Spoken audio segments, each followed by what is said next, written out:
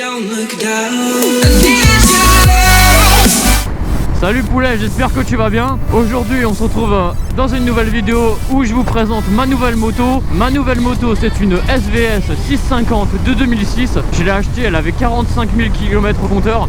Mais ce qu'il faut savoir, c'est que c'est des genres de motos. Ces genres de motos, ce qu'il faut savoir, c'est que tu peux faire facilement 80 voire 100 000 bornes avec. Donc même si tu l'achètes à 45 000 km, t'as encore de la marge, t'inquiète pas. Donc voilà, c'est une très bonne moto. Elle est bridée en A2 évidemment, elle est en 34 chevaux celle-là. Mais franchement, en 34 chevaux, elle a de quoi t'amuser. Franchement, putain, pour dépasser, mais c'est la vie quoi. Ah, je change complètement de registre quoi. La MT125 à côté, c'est à veau quoi.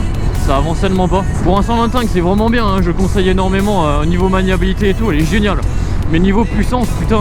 Alors pourquoi est-ce que j'ai acheté la SVS et pas une MT-07 comme j'aurais voulu faire? Et ben tout simplement parce que j'avais pas les moyens d'acheter une 07. J'ai vendu ma moto et j'ai racheté avec l'argent de ma moto, bah celle-là du coup. Pourquoi une sportive et pas une roadster? Parce que tout simplement j'avais un peu envie de changer de registre. J'ai toujours été un peu sportif, tu vois. Sauf que le problème c'est qu'en 125, à part la YZF, il n'y avait pas grand chose qui était intéressant. Et en A2, je savais pas, j'avais envie de prendre une 07 parce que pour moi les sportives en A2 elles sont pas terribles. Et franchement après quand je me suis penché un peu sur le sujet et que j'ai découvert celle-là, je me suis dit franchement elle est pas mal. Mais après bridée en 34 chevaux ça m'emmerde un peu quoi. 34 chevaux alors que je pourrais en avoir 47,5, 42 sur une R3 tu vois.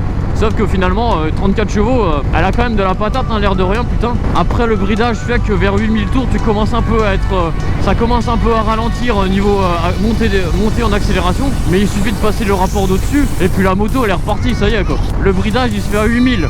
Donc tu passes la vitesse avant 8000, tu redescends dans les tours, la moto elle a à nouveau toute sa patate quoi. Du coup tu bombardes quoi. Et tu fais vraiment une montée en vitesse, c'est un truc de fou hein. Même si voilà en bridé elle fait en bridé normalement elle atteint à peu près 180.